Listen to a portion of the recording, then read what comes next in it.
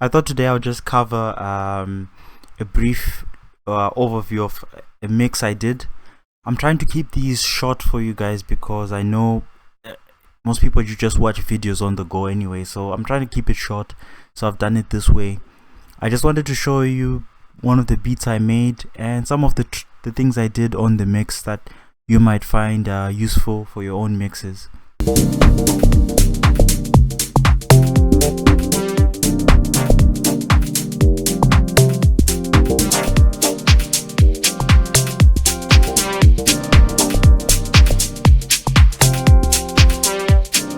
There is actually not much I would say I did or I've done with the mixing.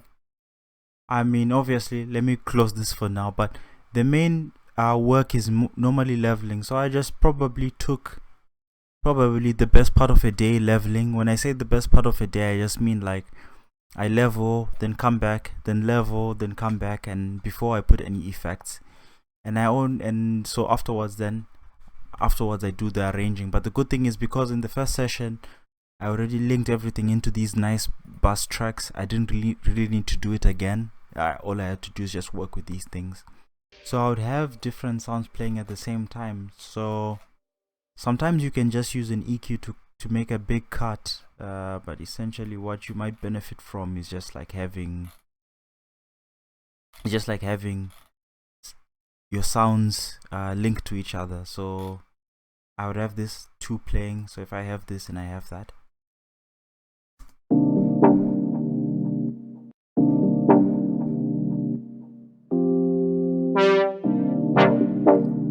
so using Fruity Peak controller, I use a Fruity Peak controller on the sound which I want to sort of side chain. Yeah, it's basically side chaining. I'll side chain the sounds to each other.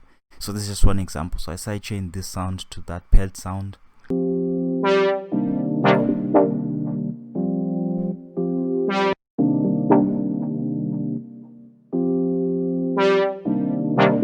Select what you want to do. Maybe, for example, here's just a notch.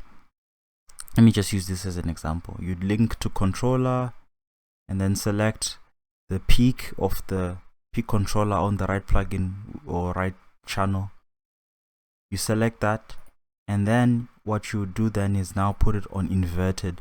So it, instead of it going up, it goes down. You put that on inverted, and if I select inverted and I say okay, it will basically react to this sound. And then on the peak controller I can just adjust the bass, where it starts from, how high it goes. Usually 50% is fine, and then the volume adjusts how high or low it goes. So I try to keep it within 5 dB so it doesn't cause other issues and stuff. It's just an example. And then everything else is pretty much the same. Some sounds I prefer just to use parallel effects, and that's where the magic is. So I'll have my sounds going into these parallel effects. So for example, I'll have it into the drums, and I like to use just this plugin. I just put Fluty Overdrive without putting anything on. I just pop it on, and it just sits there and just gives the sounds a bit of a character, especially my drums.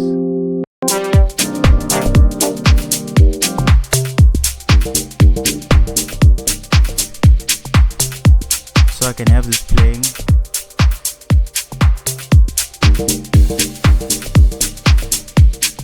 The Fruity Overdrive just helps to sort of help in the mixing and just maybe open up my sounds without me having to do too much. You just put it on, I don't adjust anything, I leave it as it is. And then you have the sounds playing. On my melodic mixes, I did the same thing again. I would have a Fruity Peak controller going into my subs.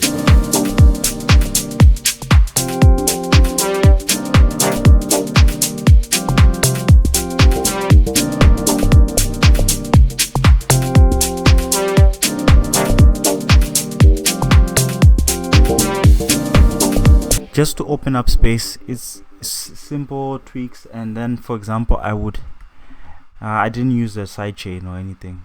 Or did I? What was this? Oh yes, this is actually a side. I did have a sidechain, but I use Fruity Love Filter. So I would have all my melodic mix is going into the sidechain, and then I've got my sub mix going into the sidechain. Everything else is going in there. The delays and everything, it's all going in there, except for the drum mix that goes into the pre-master. This sidechain goes into the pre-master, and then you just play that. And then with all these going in there, I would have into the pre-master. From there, I'll have it going into the side. That's something I like to do now, just to work on the side mix. So if I mute this pre-master one, you should be able to just hear the sides.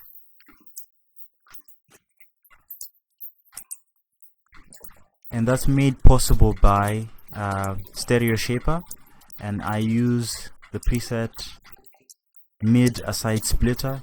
If you put this on and take an empty channel and just sidechain, so you wanna just say sidechain, it sends the side signal there. And if you use Fruity EQ2, you should be able to just select side and just modify it. So you can modify how wide you want things using just this EQ. I think you can already feel the difference.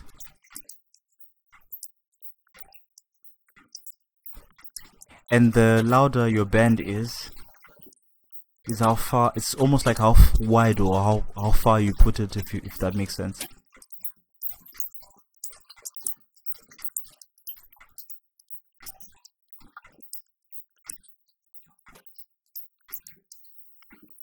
It's a slightly different way to mess with the stereo field, and then here you just have the center. So if I take off this, it's just all in the middle. Put this back, you get that wideness. That's everything on the side, so you can EQ what's on the sides and you can EQ what's in the middle. I don't think I really did anything with the middle. I just left it as it is, and I just kept on working. And afterwards I did some final tweaks. All these are just reverbs and distortions. I have some distortions on as parallel mixes, as in parallel, and then I used what you call it. I just felt like at some point there was not enough power in my drums and in my bass and in my instrumental sound. So I just used some parallel compression. I just put sound goodizer and I just sent that there. So it's going into there at max, and then I just turn the volume down. It's just to give it a bit more space.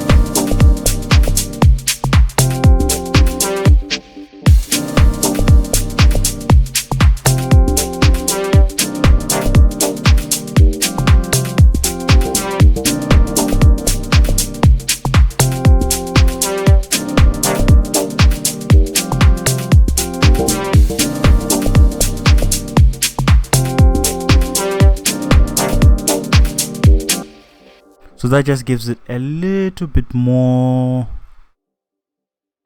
I'm just trying to make it felt something you can feel, as opposed to just making something you can hear. So that's what I use them for, and I don't do too much to these. These are just these are parallel. These are channels. It's all done in parallel, then sent straight into the pre-master. I don't pass it through the sidechain anymore because it's just supposed to be there in the background, but it's meant to be felt. On the master, as usual, I don't have anything on. I just have an EQ, a Fruity Blood overdrive. I don't tweak anything. I just tweak the wet and dry. And then I have the inspector tool again. I use this to test out my sound. It's actually on a setting. I didn't realize. But it allows me to try out different versions of the mix. So for example,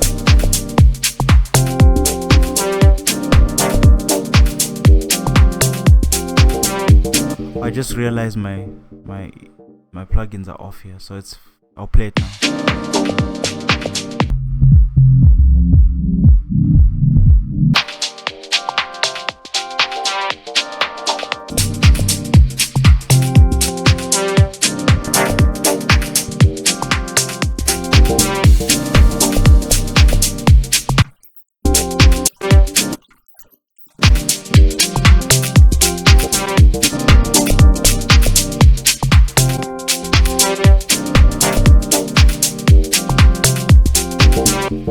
just for you to test out your mix. You can easily test out your mix doing that. So I thought that's something that's quite helpful. I had one final EQ, and as usual, just a soft clipper. I didn't change anything. And if I want to adjust the gain, all I do is just select all my sounds except these guys here. I select all my sounds and I just push the faders up. That's all I do. So I select everything else that's going into these guys. And that's basically how I did this mix. I just tried to keep it simple.